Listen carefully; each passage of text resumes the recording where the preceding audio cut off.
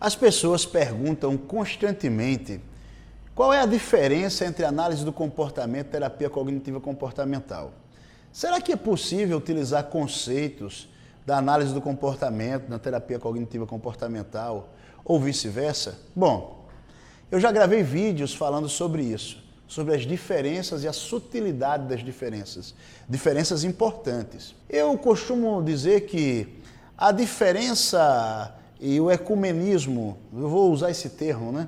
O ecletismo, ficaria melhor dessa maneira. O ecletismo teórico é sempre muito perigoso. Mas o ecletismo, em termos técnicos, de aplicabilidade técnica, é plenamente possível. E é dentro dessa concepção de ecletismo técnico, de aplicabilidade de algum processo, de alguma técnica específica, que eu gostaria de discutir um conceito que aparece muito mesmo com os teóricos cognitivistas. Trata-se da dissonância cognitiva. Se você é leigo em psicologia e acompanha a gente aqui no canal, você vai ficar maravilhado com esse conceito de dissonância cognitiva e eu vou tentar apresentar ele sob o olhar comportamental. Acompanhe a gente para que a gente possa fazer esse debate hoje aqui. A dissonância cognitiva é um conceito cognitivo que afirma que você não pode ter um conceito que se choque com outro conceito quando o indivíduo precisa tomar uma decisão e aqueles dois conceitos estão prementes.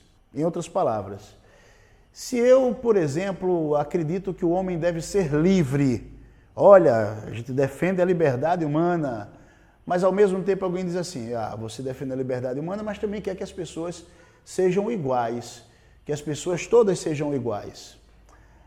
Significa dizer que as pessoas não vão ter a liberdade de serem diferentes. Já parou para pensar nisso? Isso que eu estou fazendo aqui é o conceito clássico de dissonância cognitiva. Você até poderia acreditar antes que ser livre é possível e que ser igual também é possível. Semelhante àquela frase que está lá na luta francesa, em que fala sobre liberdade, fraternidade e igualdade. Acontece que liberdade casa muito bem com individualidade, com a expressão do sujeito se afirmar na sua individualidade e nas suas diferenças. Igualdade não casa muito bem com essa afirmativa individual. Para que as pessoas sejam iguais, elas precisam abrir mão de pequenas liberdades que as tornam diferentes. E aí, isso nem sempre é pensado, nem sempre é ativado no mesmo instante. E no momento que o profissional de psicologia, ou mesmo um sujeito hábil em debate, em persuasão, percebe que alguém apresentou um conceito ou fundamenta muito bem a sua forma de pensar a partir daquela ideação, ele lança uma ideação contrária que também parece benevolente e aí obriga o sujeito a explicar como esses construtos casam. Por exemplo, se você que está me assistindo aí continua acreditando que a igualdade e a liberdade são plenamente possíveis, que uma coisa não tem nada a ver com a outra, é porque você relativizou o conceito de liberdade ou relativizou o conceito de igualdade.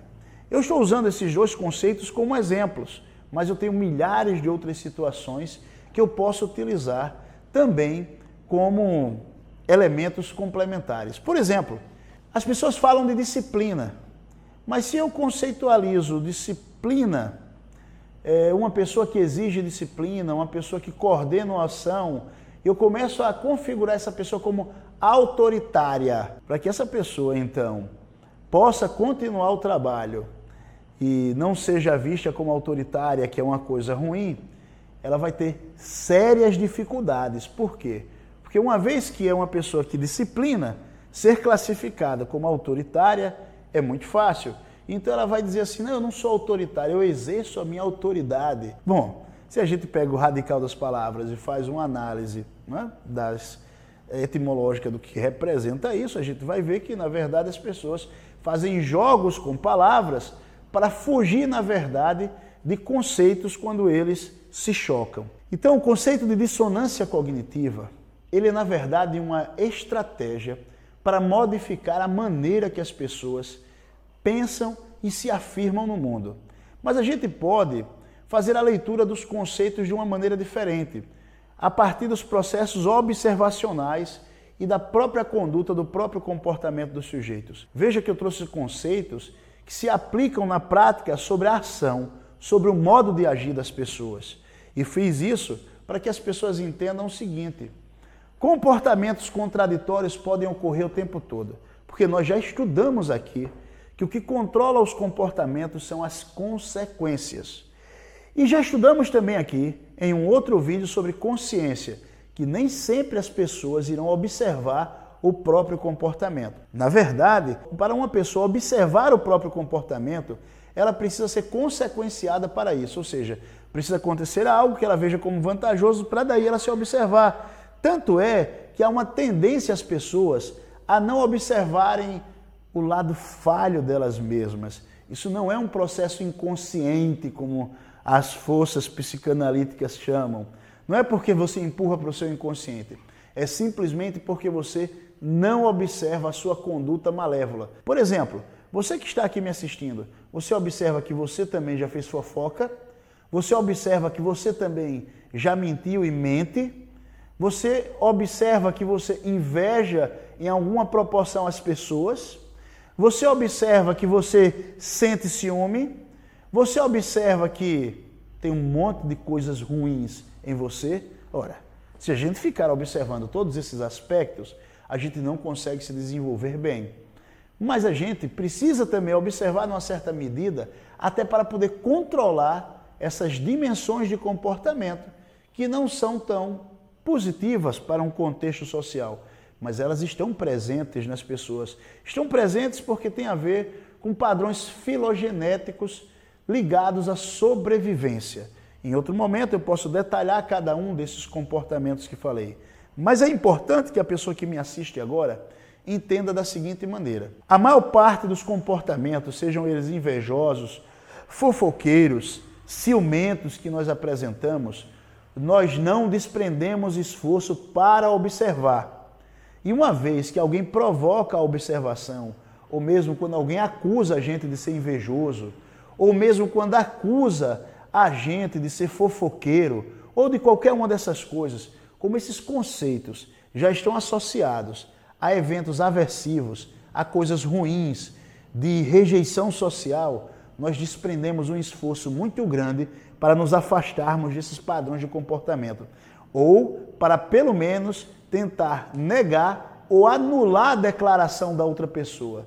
É isso mesmo, temos uma pessoa apresentando um comportamento, discriminando, declarando para outras pessoas que nós somos isso ou aquilo.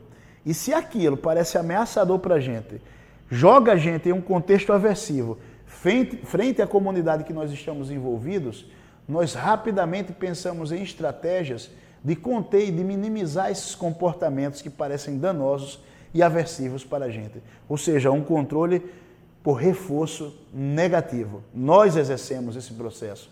Nós aumentamos certos comportamentos de aplicar certos aversivos no outro, ou de também tentar inibir o outro simplesmente para que o outro não continue a declarar comportamentos, conceitos, ou conceituar a gente, ou afirmar a gente, ou discriminar a gente perante um grupo de uma maneira que traga algum evento negativo. Eu estou exemplificando dessa maneira para contextualizar de uma maneira prática. O que de uma maneira prática? A gente até pode falar de outra pessoa, mas se alguém, enquanto a gente fala de outra pessoa, diz assim: você é bem fofoqueiro, automaticamente a gente vai se sentir incomodado. A gente pode observar aquilo que uma pessoa tem, ganha e obtém, e passarmos a desejar aquilo. Mas se alguém observa e diz: você é bem invejoso, automaticamente a gente se sente mal com aquilo. Do mesmo modo, a gente pode se sentir incomodado quando alguém que a gente gosta passa a dar muita atenção a outra pessoa ou a outras coisas. O nome disso é ciúme. Mas se alguém acusa a gente de ciúme, a gente vai tentar argumentar com muitas palavras, dizendo que não é ciúme. Na verdade, o que está ocorrendo aqui é a bendita, velha dissonância cognitiva. Em termos comportamentais, o que é que nós estamos fazendo, na verdade? Estamos tentando alterar a maneira que o outro discrimina o nosso próprio comportamento. E fazemos isso porque se o outro continuar a discriminar de uma determinada forma, dentro de um certo conceito, isso pode trazer prejuízos sociais, aversivos, sociais para nosso próprio ser. Ou seja, nós modelamos o nosso comportamento e modelamos o comportamento dos outros simplesmente para não sofrermos aversivos sociais. O conceito de dissonância cognitiva, que é um tanto imaterial nas linhas cognitivas, a gente pode entender ele de uma maneira bem concreta, como essa tentativa de recebermos reforçamento e de aplicarmos e de evitarmos aversivos. Interessante também que em muitos casos é melhor não observarmos o nosso próprio comportamento e assim a gente também não desenvolve a consciência do próprio comportamento e podemos fazer coisas espúrias com o argumento de que simplesmente não prestamos atenção. Isto não é nobreza, por isso nós convidamos todos a observar muito bem os próprios comportamentos e seguir uma linha de promoção, não somente sua, mas do contexto comunitário em que você está envolvido. Um abraço.